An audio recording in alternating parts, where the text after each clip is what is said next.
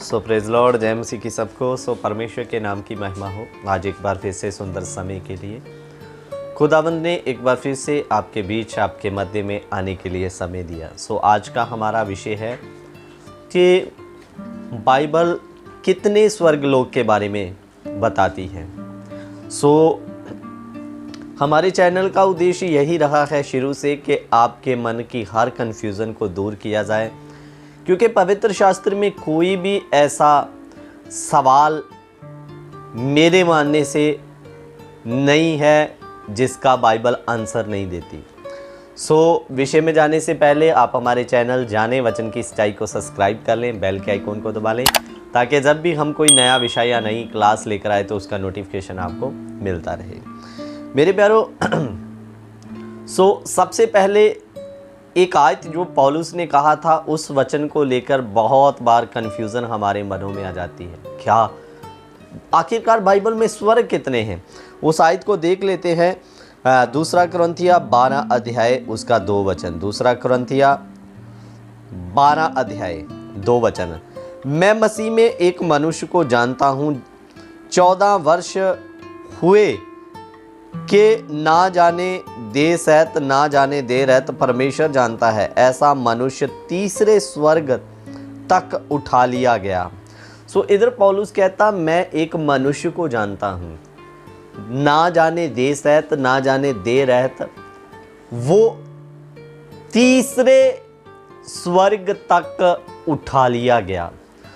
मेरे प्यारो, यहाँ पर परमेश्वर का दास यीशु मसीह के बारे में बात कर रहे हैं, क्योंकि वो मनुष्य शरीर में आए और सब चेलों के सामने में स्वर्ग लोक में उठा लिए गए।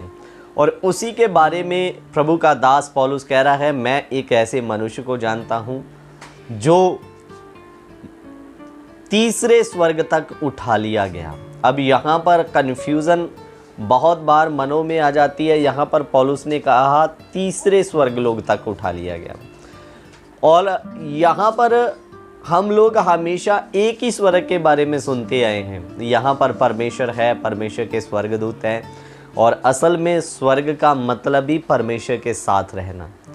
तो आखिरकार बाइबल में कितने स्वर्ग हैं? मेरे प्यारो, ये जो तीसरे स्वर्ग का यहाँ पर जिक्र हुआ है, ये 3 कैसे होते हैं आप लोग समझना इस बात को। मैं आपको बताना चाहता हूं, सबसे पहला जिसको पौलुस के हिसाब से स्वर्ग कहा गया था, वो था ये हवाई क्षेत्र, जिसमें पक्षीगण उड़ते हैं, तारागणों के नीचे, जिसको हवाई क्षेत्र कहते हैं मेरे प्यारों। और अगर आप ने वचन को अच्छे से पढ़ा होगा, जब लूसीफर जब स्वर्ग से गिराया गया, तो वो जब गिराया गया तो ये इन्हीं हवाई क्षेत्रों में आकर गिरा।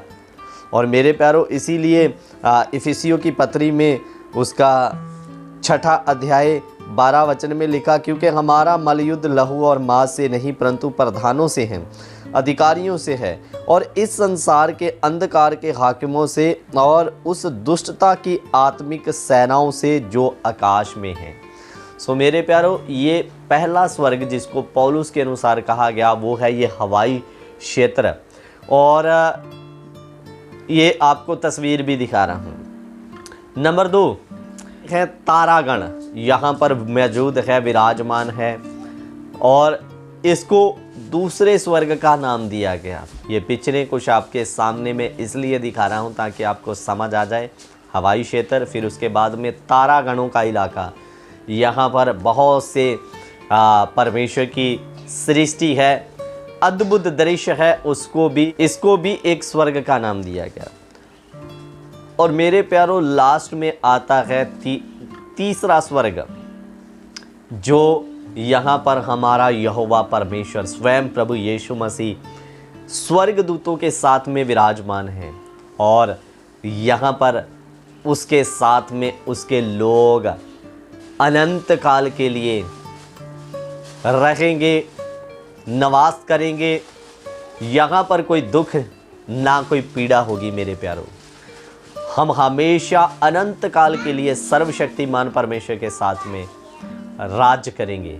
और ये है तीसरा स्वर्ग। सो मेरे प्यारो, लास्ट में मैं आपको यही कहना चाहता हूँ, अगर आप सर्वशक्तिमान परमेश्वर के साथ में स्वर्ग में वास करना चाहते हैं तो मात्र स्वर्ग जाने के लिए एक ही रास्ता है। इसीलिए यीशु ने कहा, मार्ग, सत्य और जीवन मैं हूँ, बिना मेरे द्वारा कोई पिता के पास नहीं पहुँच सकता।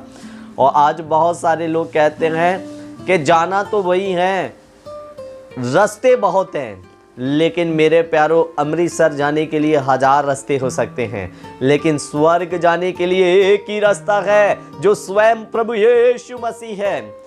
सो मेरे अजीजों, उसके बिना या उसे जाने बिना कोई स्वर्ग में प्रवेश नहीं कर पाएगा। इसलिए उसको जानना आवश्यक है, जरूरी है, तभी आप स्वर्ग में प्रवेश कर पाएंगे।